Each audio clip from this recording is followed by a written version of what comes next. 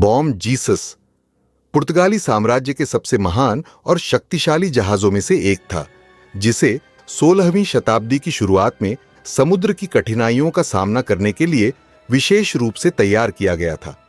उस दौर में पुर्तगाल एक प्रमुख साम्राज्य था, जिसने समुद्री व्यापार के जरिए यूरोप, एशिया और अफ्रीका को जोड़ा। लिस्बन बंदरगाह से जब भी कोई जहाज निकलता, लोग उसे देखने उमड़ पड़ते, जैसे वह जहाज केवल समुद्र नहीं बल्कि नई दुनिया का रास्ता खोजने जा रहा हो। 1533 में बॉम जीसस का सफर भी इसी महत्वाकांक्षा से भरा हुआ था। इस जहाज का उद्देश्य अफ्रीकी तटों से होते हुए भारत पहुंचना और वहां मसालों, रेशम और अन्य बहुमूल्य वस्तुओं का व्यापार करना था। लेकिन यह सफर केवल व्यापारिक लाभ तक सीमित नहीं था। जहाज के मुख्य तलों में ऐसी वस्तुएं भी लदी हुई थीं जो युद्ध के हालात में काम आती, तोपें, बारूद और तलवारें। अफ्रीकी तटों के माध्यम से व्यापार करना उस समय न केवल जोखिम भरा था, बल्कि कई रहस्यमयी कहानियों से भी जुड़ा हुआ था। इस जहाज के कप्तान डियोगो अल्वारेज एक दृढ़ और निडर सेनानी माने जाते थे। उनकी उम्र भले ही 45 वर्ष थी, लेकिन उनके साहस और संकल्प की कहानियां लोगों में प्रसिद्ध थीं। उनका मानना था कि बॉम जीसस उन्हें व्यापारिक लाभ ही नहीं, बल्कि इतिहास में एक महत्वपूर्ण स्थान भी दिलाएगा। डियोगो के लिए यह यात्रा सिर्फ सोने या मसालों तक सीमित नहीं थी, यह उसके लिए उसकी व्यक्तिगत पहचान का भी सवाल था। वह उस वक्त अपने समय का सबसे कुशल और अनुभवी कप्तान माना जाता था, जिसने न जाने कितनी समुद्री लड़ाइयां और तूफानों का सामना किया था।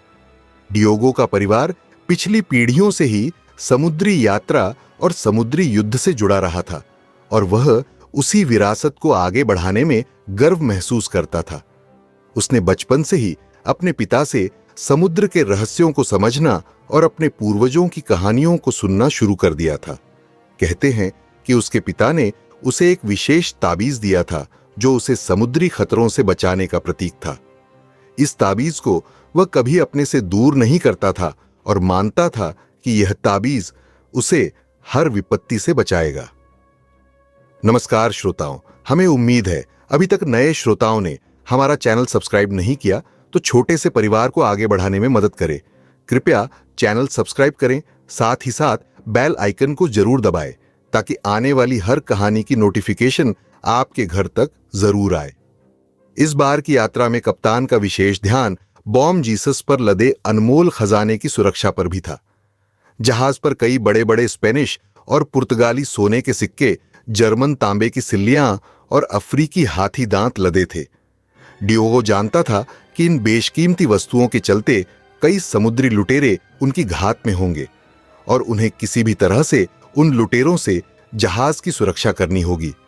जहाज पर मौजूद हर एक नाविक को उसने इस खजाने की सुरक्षा का महत्व समझाया और आदेश दिया कि किसी भी हाल में इस खजाने पर आंच नहीं आनी चाहिए। हालांकि डियोगो अल्वारेज इस खजाने के महत्व को तो समझता था, पर एक बात उसने अनदेखी कर दी थी, इस खजाने पर लगा हुआ श्राप। पुराने अफ्रीकी व्यापारियों और पुर्तगाली सेवादारों की कई कहानियां थीं कि यह खजाना किसी प्राचीन राक्षसी आत्मा के प्रभाव में था, जो इसे पाने की कोशिश करने वाले किसी भी व्यक्ति का नाश कर सकती थी। लेकिन डियोगो एक तर्कसंगत और व्यावहारिक व्यक्ति था, जिसने उन कहानियों को अंधविश्वास और नौसिखियों की कल्पनाएं मानकर खारिज कर दिया था। उसने अपने संकल्प और साहस पर भरोसा करते हुए इस बात को नजरअंदाज कर दिया और बॉम जीसस को लेकर अपने अंतिम उद्देश्य की ओर निकल पड़ा। इस यात्रा के दौरान डियोगो के मन में कई संकल्प थे। वह पुर्तगाल लौटकर इस खजाने और व्यापार से मिली संपत्ति से अपने परिवार का भविष्य सुरक्षित करना चाहता था। साथ ही वह अपने नाम को इतिहास में अमर बनाना चाहता था, ताकि लोग उसे एक महान समुद्री योद्धा और अन्वेषक के रूप में याद रखें।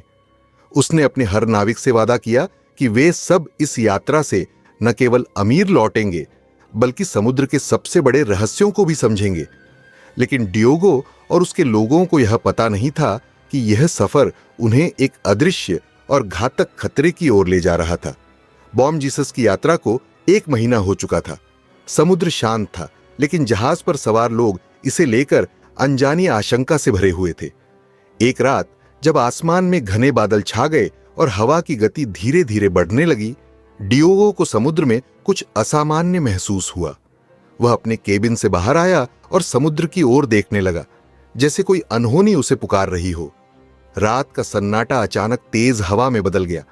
जहाज पर मौजूद नाविकों के चेहरे पर भय की रेखाएं उभरने लगीं। उन्होंने देखा कि आसमान का रंग काला और लाल हो रहा था, जैसे कि कोई प्राचीन शक्ति जाग उठी हो। हवा ने झंझावात का रूप ले लिया और जहाज के पालों को जोर से झंझोड़ने लगी। जहाज अब एक पेंडुलम की तरह समुद्र की लहरों पर डोलने लगा था। जैसे ही तूफान तेज हुआ, आसमान में बिजली की कड़क के साथ एक अजीबोगरीब दृश्य उभरा। चमकते हुए प्रकाश के बीच कुछ नाविकों को एक काले धुएं की आकृति दिखाई दी जो जहाज के ऊपर मंडरा रही थी। वे नहीं समझ पा रहे थे कि यह धुआं क्या था, लेकिन उसकी उपस्थिति से एक अजीब सा भय उनके दिलों में समा गया। ऐसा लगा कि वह काली आकृति किसी इंसानी चेहरे की तरह बदल रही है और उस पर एक भयावह क्रूर मुस्कान फैली हुई है। तभी अचानक तेज गरज के साथ जहाज का एक मस्तूल टूट गया और भारी लकड़ी का वह टुकड़ा नीचे गिरा, जिससे कई नाविक बचने की कोशिश में इधर उधर भागने लगे। उसी क्षण नाविकों में से एक सेबास्टियाओ उस मस्तूल के नीचे आ गया और चिल्लाते हुए गिर पड़ा। उसकी चीख सुनकर अन्य नाविक सहम गए, लेकिन तूफान के शोर में उसकी चीखें जैसे घुल सी गईं। उसके शरीर पर मस्तूल गिरते ही उसकी हड्डियों की आवाज स्पष्ट रूप से सुनाई दी, मानो वह दर्द से तड़प रहा हो। सेबास्टियाओ का शरीर बुरी तरह से कुचल चुका था, लेकिन उसकी आंखें अब भी खुली थीं। उनमें भयंकर डर और दर्द का मिश्रण था। उसकी सांसें धीमी हो रही थीं, पर उसकी आंखों में एक अजीब सी चमक थी, जैसे वह कुछ अदृश्य देख रहा हो। किसी ने ध्यान दिया कि सेबास्टियाओ की आंखों के सामने अचानक लाल अंगारे जैसी चमक उभरी और उसकी देह पर जले हुए निशान दिखाई देने लगे। उसके चारों ओर एक अजीब सी ठंडक फैलने लगी। तभी कुछ नाविकों ने देखा कि उसके मुंह से एक काला धुआं निकलने लगा, जो हवा में फैलते हुए एक महिला के चेहरे की आकृति में बदल गया। वह चेहरा सेबास्टियाओ को देख हंस रहा था, एक ऐसी हंसी जो किसी भी आम इंसान को भय से थरथरा दे। डियोगो और बाकी नाविक डर से हिल गए। यह सब उनके लिए एक बुरा सपना जैसा था। वह महिला आकृति, जिसकी आंखें अंगारों जैसी जल रही थीं, धीरे धीरे सेबास्टियाओ के शरीर के ऊपर झुकी और उसके शरीर से निकलती आत्मा को अपनी ओर खींचने लगी। सेबास्टियाओ के शरीर में झटके आने लगे और उसकी त्वचा का रंग नीला पड़ने लगा, जैसे किसी अदृश्य शक्ति ने उसे पूरी तरह से जकड़ लिया हो। तभी सेबास्टियाओ की आवाज सुनाई दी, मानो वह किसी दूसरे संसार से पुकार रहा हो।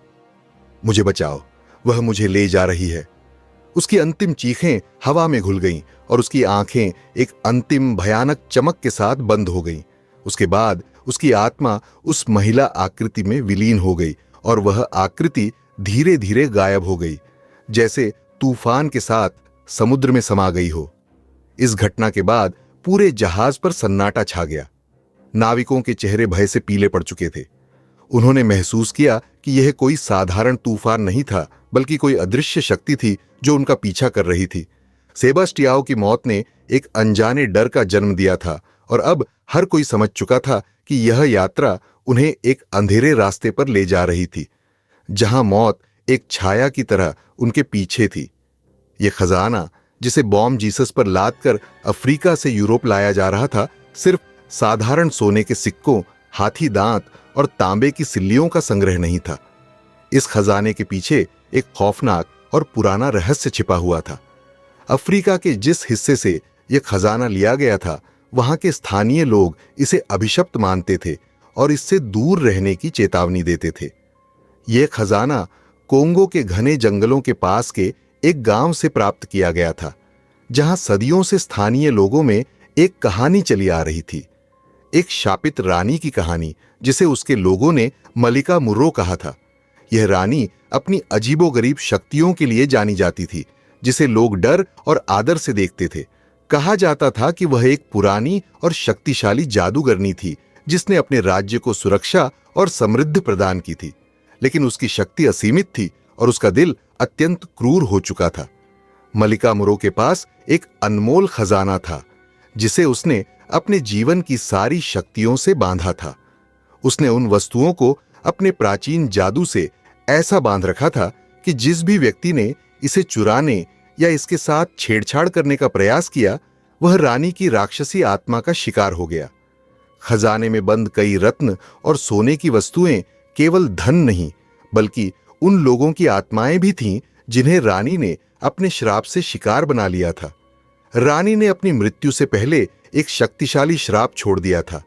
जो कोई भी इस खजाने को हाथ लगाएगा, उसकी आत्मा इस खजाने में कैद हो जाएगी और वह मेरी सेवक आत्माओं में शामिल हो जाएगा। उसकी राक्षसी आत्माओं में कई उन लोगों की आत्माएं थीं जो लालच या अज्ञानता के कारण उस खजाने की ओर खींच गए थे।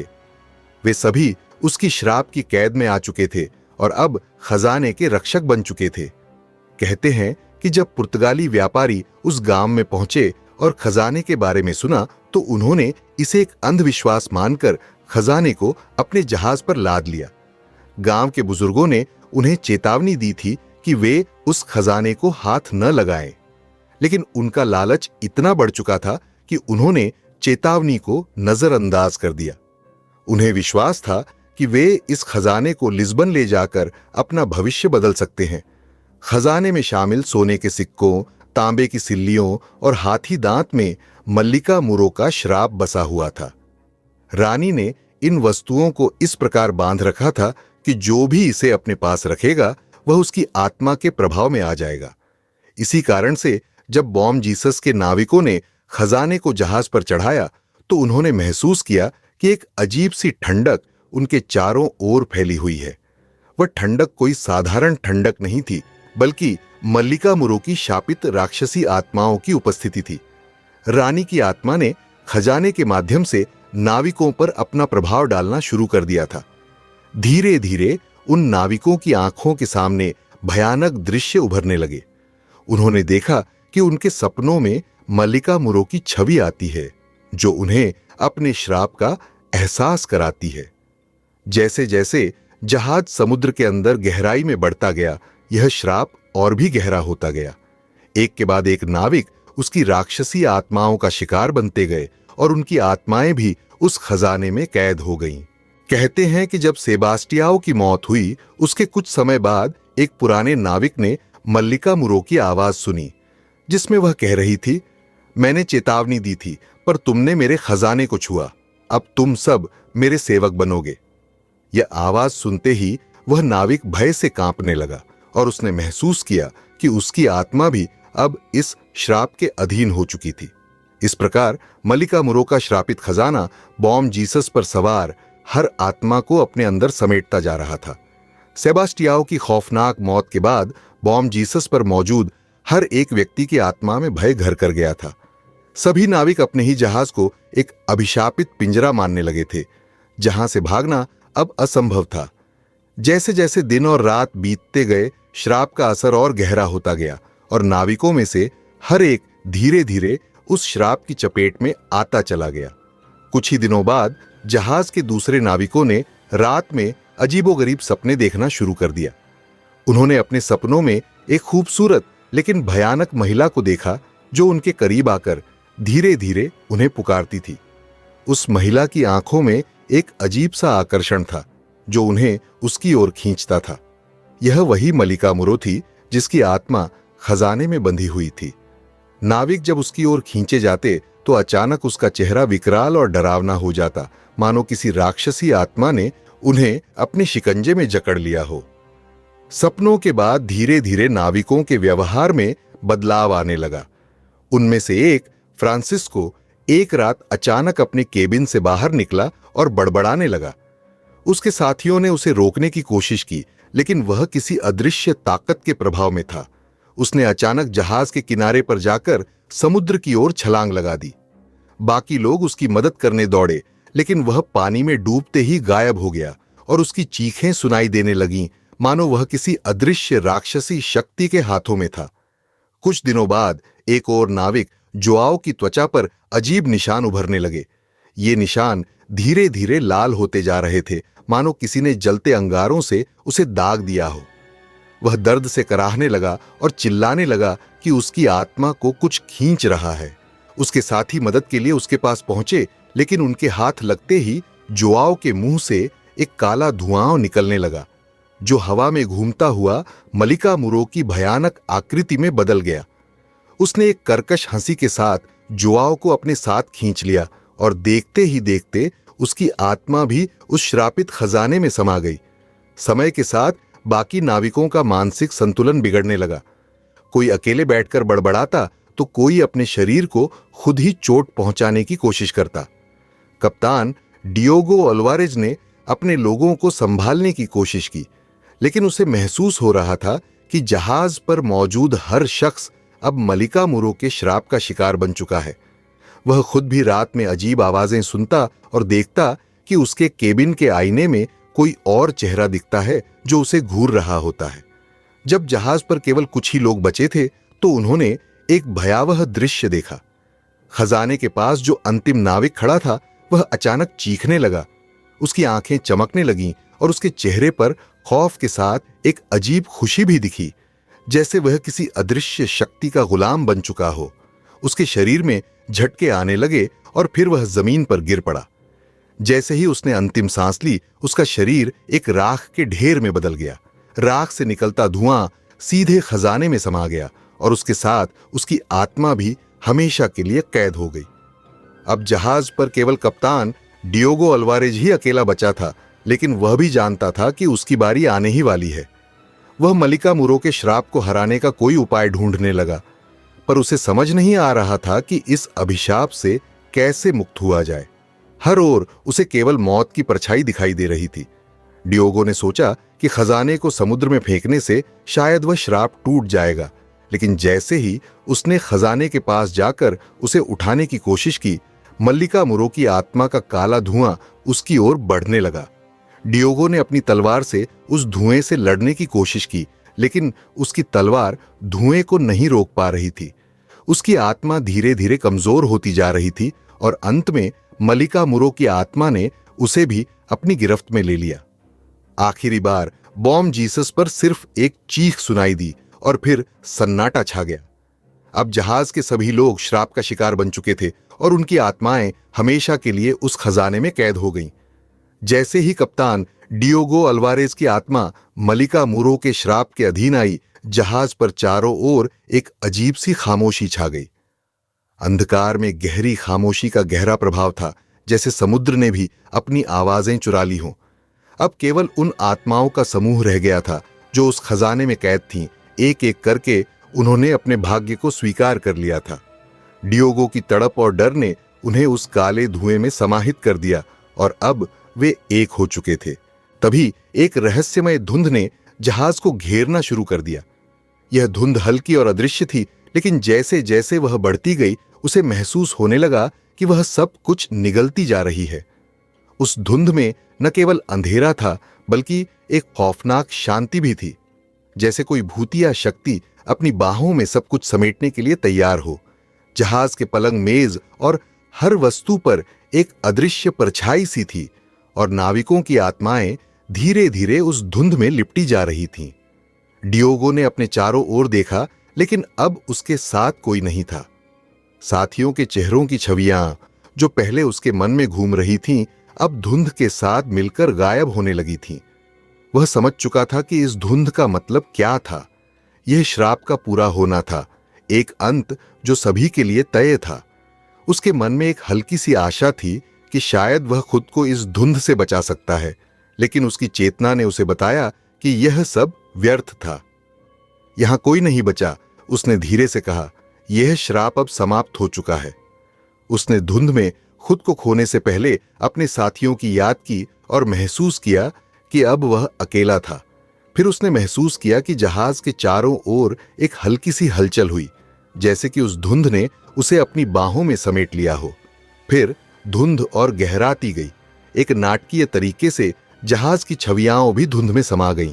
हर चीज धीरे धीरे अदृश्य होती जा रही थी।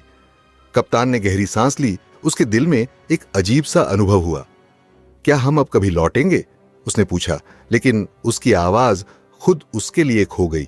उस धुंध ने अब जहाज को पूरी तरह से घेर लिया था, जैसे एक चादर ने उसे ढक लिया हो। जहाज के अस्तित्व के सभी निशान धीरे धीरे धुंध में समा रहे थे। उन आत्माओं ने उस धुंध में अपने अंतिम क्षण बिताए, लेकिन किसी को नहीं पता था कि वे अब कहां जा रहे थे।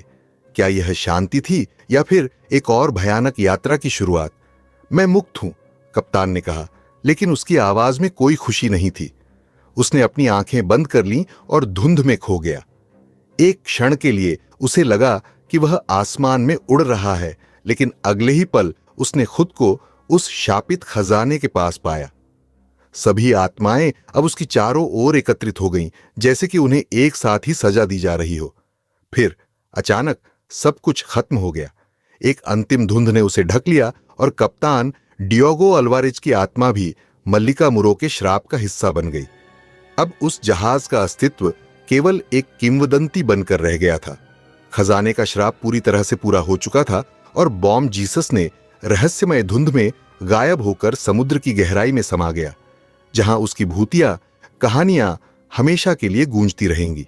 समुद्र की लहरें अब उस जहाज के अस्तित्व की गवाही दे रही थीं और उस खजाने की खोज करने वालों के लिए यह चेतावनी थी कि कभी-कभी जिन चीजों का लालच किया जाता है वे सिर्फ भूतिया कहानियां और अंधेरे रहस्य बन जाती हैं।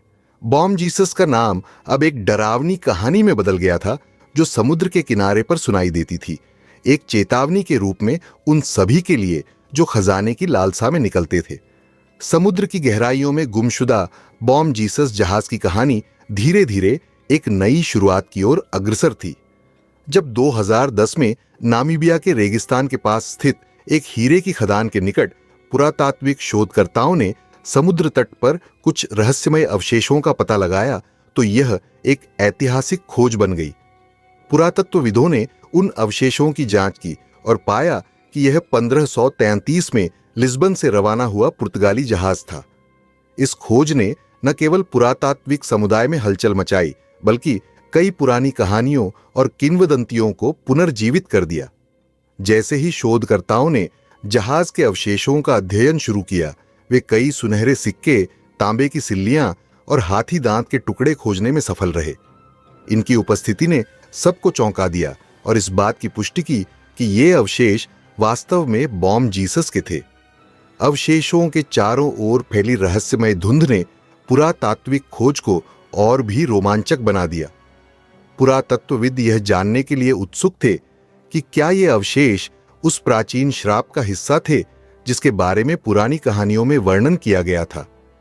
कई लोगों ने जहाज की गुमशुदगी के बारे में सुनकर अजीब कहानियां सुनाई थीं। बुजुर्ग लोग बताते थे कि जहाज पर सवार नाविकों की आत्माएं अब भी समुद्र की लहरों में भटक रही है और उनकी चीखें रात के अंधेरे में सुनाई देती हैं। इन कहानियों ने खोजकर्ताओं को और भी जिज्ञासु बना दिया। जब शोधकर्ताओं ने सोने के सिक्कों और अन्य बहुमूल्य वस्तुओं का परीक्षण किया, तो उन्हें उन पर उकेरे गए अजीब प्रतीकों का सामना करना पड़ा। ये प्रतीक मल्लिका मुरो के श्राप और उसके खजाने से जुड़े थे। पुरातत्वीय अवशेषों के बारे में जानकारी मिलने पर कई स्थानीय निवासियों ने उस क्षेत्र में फिर से जीवन जीना शुरू किया, जहां पहले इस जहाज का मलबा मिला था।